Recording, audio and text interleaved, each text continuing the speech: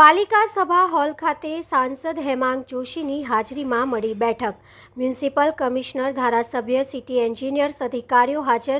વરસાદી પાણીથી કેટલી સોસાયટીઓ પ્રભાવિત થાય છે તેમજ પાણી ઓસર્યા પછી સાફ સફાઈ અને આરોગ્યને લઈને બેઠકમાં ચર્ચા કરવામાં આવી હતી.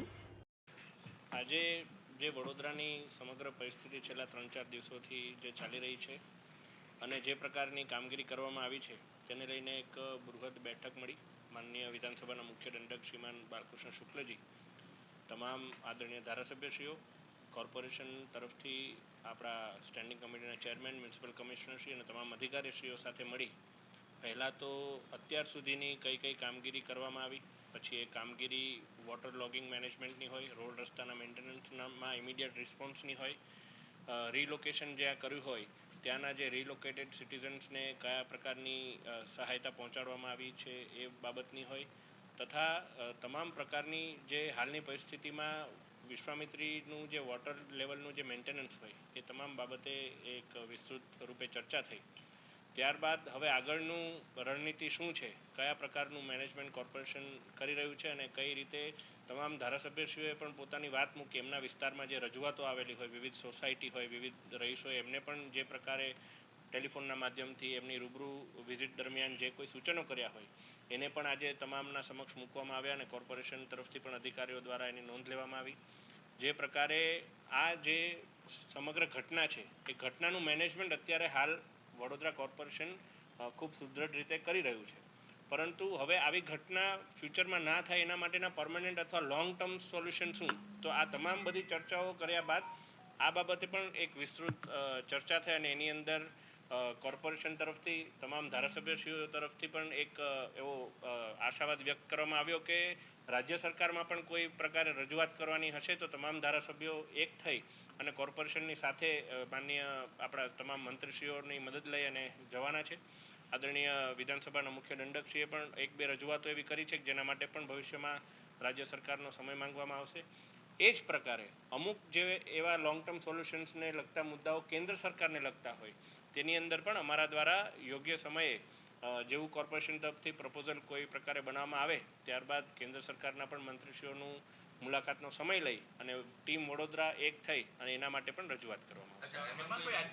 ધન્યવાદ.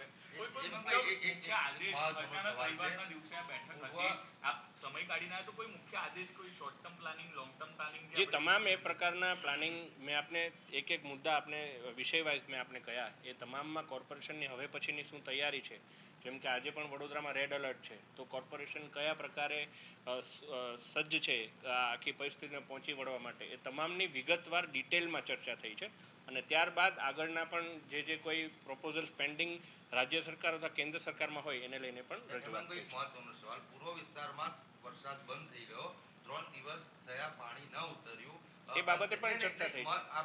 મારો સવાલ જે છે એમાં પોલિટિકલી કોઈ નથી, ચેરમેન રાત્રે આવ્યા, તેમને આદેશ કર્યો અધિકારીઓને, આપ પણ ગઈકાલે ગયા અને પરિસ્થિતિ એ સર્જાઈ કે અધિકારીઓની અનાવડતના લીધે આપ લોકોને પાણીમાં ઉતરવું પડ્યું. એક જ પંપ સ્થાનિકોએ બતાવ્યો એ રીતે અધિકારીઓએ આપ બેની સૂચના બાદ નાખ્યો અને 4 કલાકમાં પાણી ઉતરી ગયું. 3 દિવસ સુધી અધિકારીઓની અનાવડતના લીધે આપે બધાએ ઉતરવું પડ્યું પૂર્વ વિસ્તારમાં અને ભાજપની છબી ખરાબ થઈ. કમિશનરને આપ શું કહેશો કે અધિકારીઓની ખરેખર શિક્ષણ આપવાની જરૂર છે? આ એક જ્યારે આપણે કોઈ વહીવટી પદ ઉપર હોઈએ અથવા જનતાના પ્રતિનિધિ તરીકે આ અધિકારીઓની અનાવડત શબ્દ હું નહીં વાપરું, કારણ કે અમને ખબર છે જ્યારે અમે ફિલ્ડ પર જઈએ છીએ અધિકારીઓ રાત દિવસ અત્યારે જે પ્રકારે વોરફૂટ ઉપર કામ કરી રહ્યા છે. ઘણીવાર એવું હોય કે પ્રોબ્લેમ એટલી મોટી હોય, રિસોર્સિસ ઓછા હોય, એ ઓછા રિસોર્સિસમાં પણ કોર્પોરેશન અત્યારે જે પ્રકારનું કામગીરી કરી રહી છે, અત્યારે તો આપણે એક ટીમ થઈને એ બાબતે પેલું કરવું જોઈએ,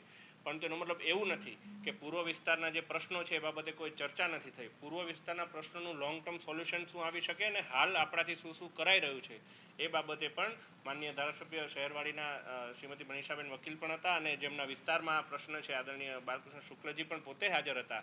એ બાબતે એમણે પણ ચિંતા દર્શાવી છે અને કોર્પોરેશને પણ એ બાબતે જલ્દથી જલ્દ કાર્યવાહી માટેની તૈયારી દર્શાવી છે. ધન્યવાદ. 24 તારીખે 10 કલાકમાં લગભગ 14 ઇંચ જેટલો વરસાદ પડ્યો. વડોદરાના ઇતિહાસ પર નજર કરીએ તો આને ખૂબ ભારે વરસાદ કહી શકાય. ભૂતકાળમાં 20 ઇંચ વરસાદ પણ આવેલો છે, પરંતુ લાંબા સમયગાળામાં 36 કલાક 48 કલાક. વડોદરાનું જે ઇન્ફ્રાસ્ટ્રક્ચરની કેપેસિટી છે એના કરતાં વરસાદી આવક વધુ. જાવક અને આવકમાં મિસમેચ થતાં વોટર લોગિંગના દ્રશ્યો સર્જ્યા. લગભગ 89 જેટલા મુખ્ય રસ્તાઓ પર વોટર લોગિંગ નોંધાયા.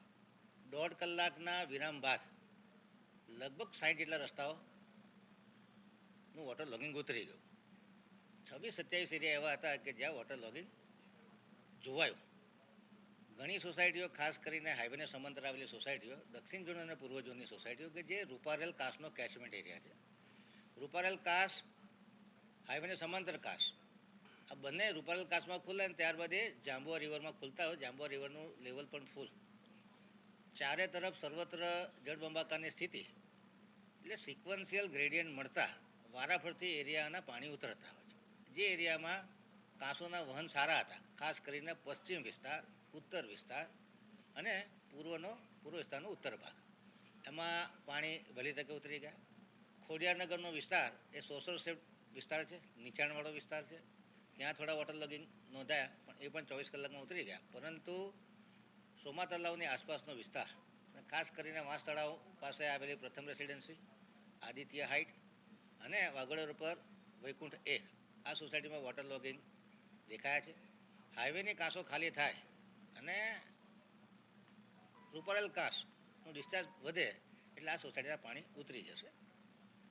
કહેવાય કે ગઈકાલ કરતાં આજે લગભગ 60-70% પાણી ઉતરી ગયા છે. આશા કરીએ કે સાંજ સુધીમાં આ બંને કાંસો ખાલી થતા સિક્વન્શિયલ ગ્રેડિયન્ટથી આ બધી સોસાયટીઓના પાણી ઉતરી જશે. આજે વિધાનસભાના મુખ્ય દંડક એવા શ્રી બાલકૃષ્ણ શુક્લાજીની અધ્યક્ષતામાં વડોદરાના માન્ય સાંસદ શ્રી હેમાંગ જોશી તથા ધારાસભ્ય શ્રી મનીષાબેન વકીલ, કેવુરભાઈ રોકડિયા, ચૈતન્યભાઈ દેસાઈ, કમિશનર સાહેબ, સિટી એન્જિનિયર, તમામ અધિકારીઓ સાથે મુલાકાત થઈ. પ્રજાના પ્રતિનિધિઓ, ખાસ કરીને આખું વિધાનસભા ક્ષેત્રનું પ્રતિનિધિત્વ કરતા હોય, આખા વડોદરા શહેરનું પ્રતિનિધિત્વ કરતા, એમના પાસે ઘણા નાગરિકો, કાઉન્સિલરોના લોકલ પ્રશ્નોની રજૂઆત હોય. દર વર્ષે આ પ્રમાણે વિશ્વામિત્રી નદીના કિનારે વસતી સંસ્કારી નગરીમાં પૂરની સમસ્યા, વોટર લોગિંગ સમસ્યા નોંધાતી હોય છે. ત્યારે ભારતીય જનતા પાર્ટી એક સક્ષમ પાર્ટી તરીકે કાર્ય કરે એ માટે લાંબા ગાળાના આયોજનો, ખાસ કરીને રાજ્ય સરકારની મદદ પડે, કેન્દ્ર સરકારની મદદની જરૂર પડે, એ બાબતમાં ધારાસભ્ય અને સાંસદશ્રીએ રજૂઆત કરી. લાંબા ગાળાના ઉકેલ માટે જે કોઈ ફંડની વ્યવસ્થા હોય, જે કોઈ પ્રોજેક્ટ મંજૂર કરાવવાના હોય, એ માટે રાજ્ય સરકાર અને કેન્દ્ર સરકાર તથા કોર્પોરેશન ત્રણે જ્યાં સંકલન મારે. આખા વડોદરાના તમામ ધારાસભ્યશ્રી, સાંસદશ્રી, મેયર, ચેરમેન એક ટીમ વડોદરા તરીકે કામ કરી અને વડોદરાના નાગરિકોનો પ્રશ્ન સોલ્વ કરવા માટે સૌ સાથે ભેગા થઈને સહિયારો પ્રયત્ન કરીએ તો આવનારા સમયમાં આ વર્ષે જે પરિસ્થિતિ જોઈ છે એના કરતાં નેક્સ્ટ યર થોડો સુધારો જોવા મળે. અત્યાર સુધી જે પ્રકારનું પૂરની પરિસ્થિતિનું મેનેજમેન્ટ કર્યું છે કોર્પોરેશનના અધિકારીઓ દ્વારા, કે આજવા સરોવરના દરવાજા બંધ કરવાનો નિર્ણય લીધો, સમય સૂચકતા વાપરી અને વિશ્વામિત્રી નદી 29.7 ફૂટ પહોંચી અને વધુ તારાજી ન સર્જાય એ માટે દરવાજા બંધ કરવાનો નિર્ણય લીધો. જ્યારે વરસાદ રોકાઈ ગયો અને આજુબાજુની વોટર બોડીઝ બધી વિશ્વામિત્રીમાંથી ડ્રેન થઈ ગઈ અને ત્યારબાદ આજવાના દરવાજા ફરી ખોલવાનો નિર્ણય કરી. આજે આજવામાંથી 3100 ક્યુસેક જેટલું પાણી છોડવામાં આવે છે, છતાં વિશ્વામિત્રીનું લેવલ વધતું નથી. વિશ્વામિત્રીનો ઢાઢરનો ડિસ્ચાર્જ પણ સારો છે. આજે રેડ એલર્ટ છે, પરંતુ હજુ સુધી વરસાદ પડ્યો નથી. આશા રાખીએ કે આજેનો વરસાદ છે એ 5 ઇંચ કરતાં ઓછો હોય તો આ પરિસ્થિતિને પહોંચી વળવા માટે તંત્ર સક્ષમ છે. જે બે વોટર બોડી છે, પ્રતાપપુરા અને આજવા, આ બંને પર કોર્પોરેશનનો કંટ્રોલ છે, કારણ કે ગેટેડ આઉટપુટ છે. જ્યારે જે અન્ય ડ્રેનેજ એરિયા છે, ખાસ કરીને ધનોરા તળાવ છે, વડલા તળાવ છે અને હરિપુરા તળાવ છે, આ ત્રણેય તળાવમાં ગેટેડ સ્ટ્રક્ચર નથી. જનરલી એવું થાય કે પહેલાં 24 કલાકમાં વરસાદ પડે તો તળાવ ફૂલ થાય ને ત્યારબાદ ઓવરફ્લો થતા હોય છે. એટલે વિશ્વામિત્ર પાણીની આવક સેકન્ડ ડે વધી. હવે પછી વરસાદ પડશે સીધા તળાવ ઓવરફ્લો થશે, એટલે હવે 24 અવર્સમાં વરસાદી આવક વધશે.